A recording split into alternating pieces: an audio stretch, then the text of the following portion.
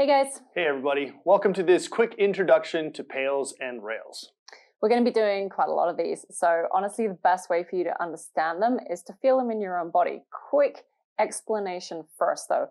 PAILs and RAILs are a form of static active stretching. So you're always staying still when you're doing your PAILs and RAILs because they're isometrics. We're going to be doing contractions but no movement.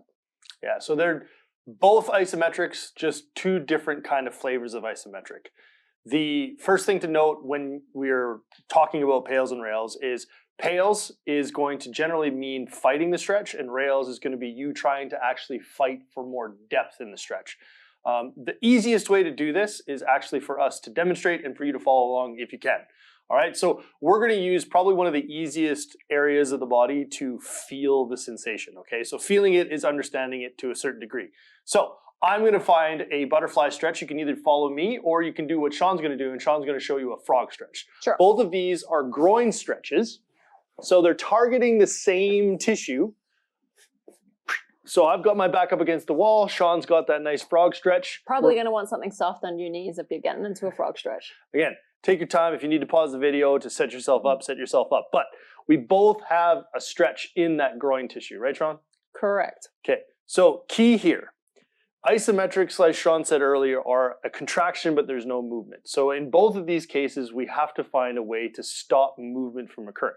Sean's nicely using the floor to create that sensation. So Sean's groin is being stretched because gravity is pushing her down. I don't have that same sort of situation going on. So I have to use my forearms or my hands or something else external to keep my knees and keep my groin in the stretch. Once we've both got the stretch, or once you've got the stretch, PAILs means fighting the stretch. So in that case, for a groin stretch, we're going to flex the groin. So I'm going to drive my knees into my hands. And I'm going to drive my knees into the floor. Okay. And PAILs, one of the key things about PAILs is you generally want to apply intensity gradually. So think of this like a volume knob or a dimmer switch. So I'm fighting, you're building up that intensity little by little until you find the greatest fight that you can sustain without pain. Once you have that, you're going to hold it for a certain designated amount of time. In this video, we'll just hold it for 10 more seconds here. So fight the stretch for 10, 9, 8, flexing your groin, 6, 5, 4, 3, 2, 1. Relax, don't come out of the stretch, and just see if you can go a little bit deeper into the position. Okay, this is going right from an active stretch into a passive stretch. So from PAILs to passive. Okay, so that's an example of a PAILs contraction or using PAILs in a stretch. Now the opposite would be trying to use RAILs. RAILs is our fancy way of saying you're not fighting the stretch, but you're now fighting to get deeper into the stretch. So since Sean and I are both in a groin stretch, the opposite of the groin is your glutes. Okay, so abduction or opening up the hips. So in this case, for a RAILs contraction, we would both, again, because we're both stretching the same tissue, I would try to squeeze my bum and try to send my knees towards the floor. Sean would try to squeeze her butt and try to send her knees towards the ceiling. Okay, now this, unlike PAILs, is not gradual. So whereas PAILs is a slowly ramping up, RAILs is a on or off situation. Because the tissue is already short, you have to try to force it to try to go a little bit shorter. Okay, so we're going to try that right here. So everybody, as you follow along, whichever stretch you're in, you're going to squeeze your butt as hard as you can.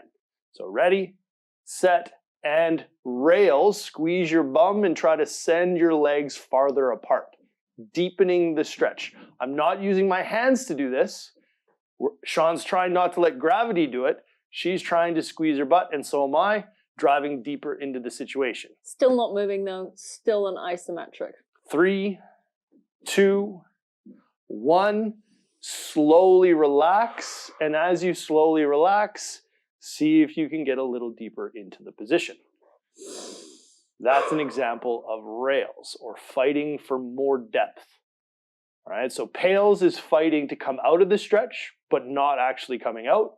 And RAILs is trying to fight to get deeper into the stretch, but not actually moving. Okay, so you're wondering, PAILS stands for Progressive Angular Isometric Loading, and R.A.I.L.s stands for Regressive Angular Isometric Loading. It's just the tissue that we're working. So progressive is the long stuff, and regressive is the short stuff. You'll hardly ever hear us call it by its long name, though.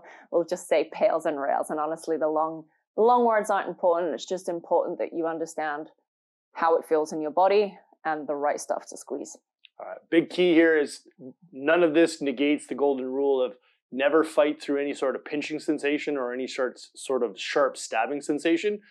Something that will generally come up, though, when you work rails is cramping. So if you ever notice that when you try to fight to go deeper, that the muscle you're trying to flex cramps, that's just your nervous system trying to figure out something it hasn't done before. So again, if you can, keep going, but if you need to always take a break, that's always fine as well.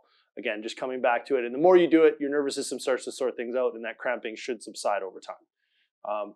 Intensity is key, but at the same time, work with where you're at, and slowly, just like with weights, slowly over time, learn to increase how hard you can work.